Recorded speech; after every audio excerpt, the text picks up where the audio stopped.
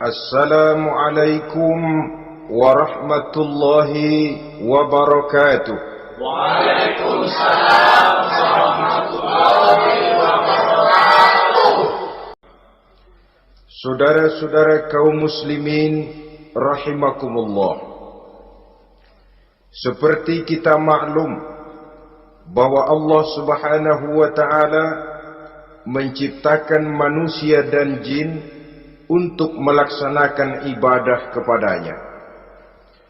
Manusia yang ingkar terhadap perintah ini dinamakan dengan orang-orang kafir. Sedangkan jin yang mengingkari perintah ini dinamakan dengan setan atau syaitan dalam bahasa Qur'annya. Kemudian dalam perkembangannya, jin-jin yang kafir yang dinamakan setan ini bersekongkol dan menjadi bala tentaranya iblis untuk menggelincirkan manusia dengan berbagai macam cara dan jalan dari hal-hal yang diridhoi oleh Allah Subhanahu wa taala. Adapun yang namanya iblis pada hakikatnya cuma satu saja, yaitu yang ingkar kepada perintah Allah untuk sujud kepada Nabi Adam alaihi salam. Iblis inilah kemudian yang menjadi sesepuh, raja, biang atau dedengkotnya para setan. Seluruhnya akan tunduk kepada komando iblis, akan taat dan setia kepada perintah iblis untuk mencari teman yang sebanyak-banyaknya guna menemani mereka di neraka nanti. Maka mereka pun melakukan satu proklamasi yang bisa kita baca dalam surah Al-A'raf ayat 16 dan 17, di mana iblis dengan tegas menyatakan, qala fa bima aghwaytani la aq'udanna lahum siratakal mustaqim. Wahai Allah, kata iblis, dari sebab engkau telah menghukum saya, dari sebab engkau telah mengusir saya dari surga, maka saya berjanji akan menipu, akan menggelincirkan mereka, Adam dan keturunannya, dari jalanmu yang lurus. Apa jalan yang lurus? Tidak lain Islam ini. Dengan segala cara dan jalan, iblis dan bala tentaranya akan berusaha menggelincirkan manusia dari jalan yang lurus. Caranya bagaimana? Ayat ke-17 menjawab, "Tsumma la'atiyannahum min ba'di aydihim."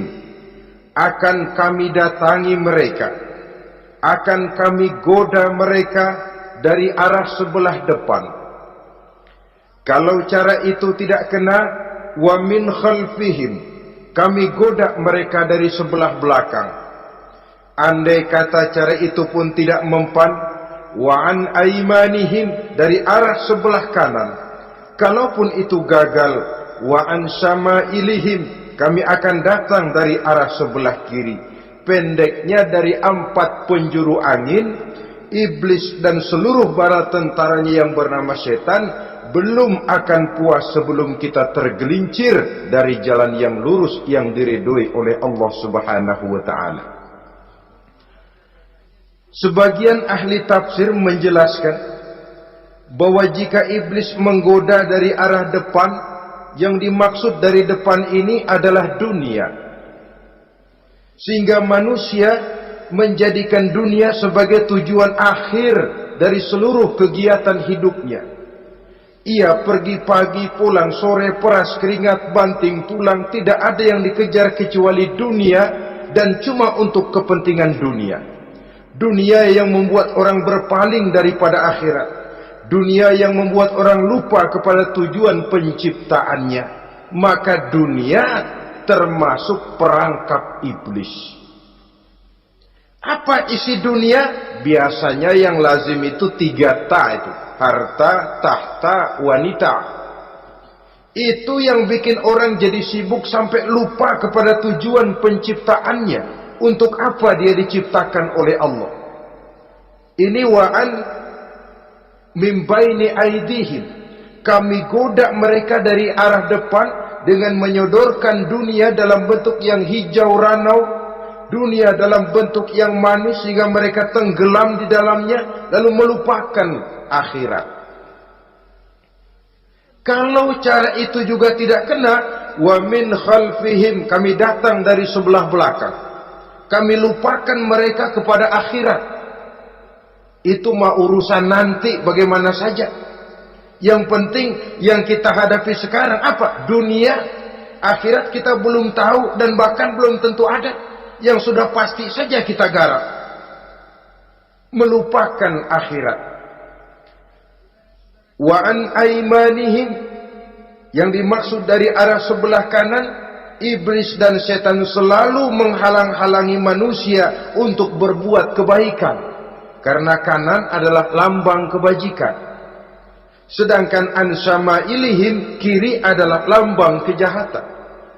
Dicegahnya kita berbuat kebajikan dan dibisikannya kita untuk selalu melakukan kejahatan dan kemunkaran. Wala tajidu aktsarahum syakirin, dan akan kamu dapati sedikit sekali di antara manusia yang bersyukur atas nikmat yang telah engkau berikan kepada mereka. Ditanamkan rasa ingkar kepada nikmat. Jika kita tidak kufur iman, dibuatnya kufur nikmat. Mengeluh padahal hidup sudah serba cukup, merasa masih sangat kurang padahal orang lain sudah titik air liurnya melihat keadaan kita. Sedikit sekali di antara mereka yang pandai bersyukur kepada nikmat yang telah engkau berikan itu, ya Allah. Jadi untuk ingkar nikmat, bisikan selalu datang dari iblis. Coba lihat itu, temanmu yang tidak pernah sholat rezekinya lancar, kamu berhenti saja sholat. Yang tidak pernah ke masjid pangkatnya naik terus, udah berhenti aja ke masjid. Atau setidak-tidaknya mengeluh dalam hati, Tuhan kayaknya tidak adil, kenapa saya rajin sholat kok rezeki seret bener. Padahal pada dasarnya kalau kita mau berpikir dalam bentuk yang paling mendasar, Allah selalu memberikan yang terbaik untuk kita. Jika begini keadaan kita, inilah yang terbaik buat kita menurut pertimbangan Allah. Jika kita menuntut lebih lagi, mungkin dengan keadaan yang lebih itu kita bisa tergelincir, dan Allah lebih tahu itu. Sebagai pencipta manusia, Allah lebih tahu tentang kemungkinan-kemungkinan yang bisa didapat dan dicapai oleh manusia. Bahasa ringannya, rezeki lu segini aja deh, lu jadi rajin sholat. Kalau rezeki lu melebihan jadi orang kaya dikit, nanti ngelihat masjid minggir. Allah selalu memberikan yang terbaik kepada kita. Saudara-saudara kaum muslimin, adapun iblis dan setan sudah menyadari betul bahwa iblis dan setan tempatnya di akhirat nanti jelas neraka. Itu mereka sudah sadari betul. Maka yang mereka kepengen sekarang, bagaimana mencari teman sebanyak-banyaknya untuk menemani mereka di neraka nanti.